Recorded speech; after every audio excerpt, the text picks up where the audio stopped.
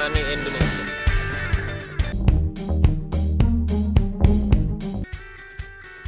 Tanam cengkeh itu penuh perjuangan. Kenapa saya bilang demikian? Karena biasanya kita menanam cengkeh sampai puluhan bahkan di ratusan, tapi tidak semuanya bisa langsung hidup atau subur dengan semuanya. Ini adalah cengkeh saya yang mati yang sudah berumur sekitar 1 tahun. Perawatannya itu kita jaga dari binatang buas, jadi kita pagar seperti ini. Kemudian kita bersihkan rumputnya dengan menyemprot. Kalau tidak ada uang kita bisa menggunakan parang. Ketika kita masih proses awal menanam cengkeh, kita harus mempunyai bibit cadangan sehingga ketika cengkeh yang kita tanam di kebun mati, kita langsung menggantinya. Untuk bibit cengkeh kita harus memilih dari indukan yang baik atau bibit yang sudah tersertifikasi. Karena dari bibit akan menentukan nasib Anda 10 tahun ke depannya. Dan kalau 10 tahun ke depannya harga cengkeh turun, waduh, itu sudah nasib. Yang penting kita sudah berusaha.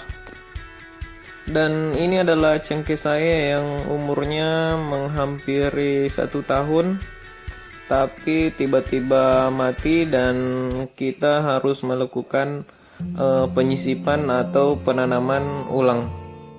Dan itulah proses perjuangan. Bahkan ada teman saya yang umur cengkeh itu sudah hampir 3 tahun, tapi tiba-tiba mati dan jumlahnya lumayan banyak, dan itu sangat mengecewakan.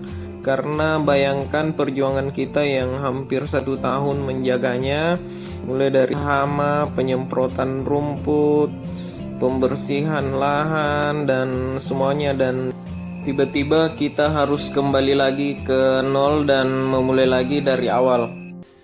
Waktu awal nanam cengkeh ini, saya bikin lubang yang agak besar, bisa 80 cm persegi. Kemudian di bawahnya 1 jengkal di bawah bibit yang saya tanam, saya kasih pupuk.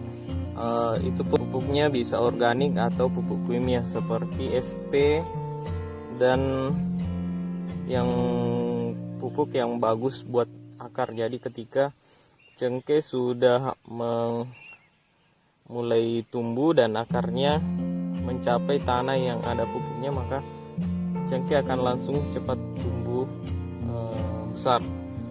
Tapi ini sudah hampir 1 tahun tiba-tiba mati. Penyebabnya ada banyak, jadi mau tidak mau kita harus lakukan penggantian.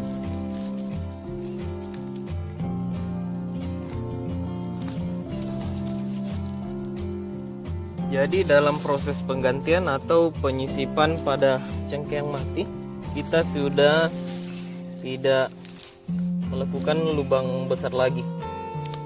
Dan inti dari kita membuat lubang besar supaya tanahnya itu bisa gembur dan akar bisa cepat menembus tanah.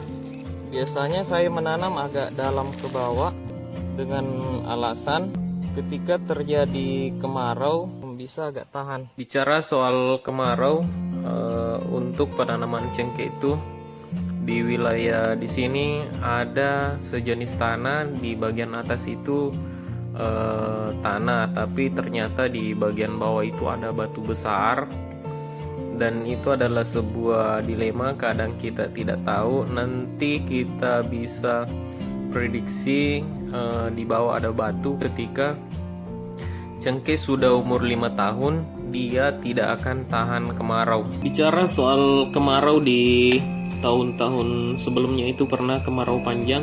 Di sini ada petani yang cengkehnya itu mati semua, dan cengkehnya itu sudah bisa dibilang umur remaja atau sudah berumur sekitar hampir 10 tahun.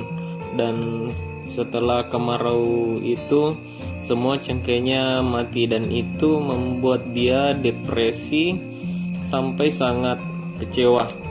Dan kalau tidak salah, saking kecewanya petani tersebut meninggal. Kita tidak tahu dia meninggal karena jantung atau apa.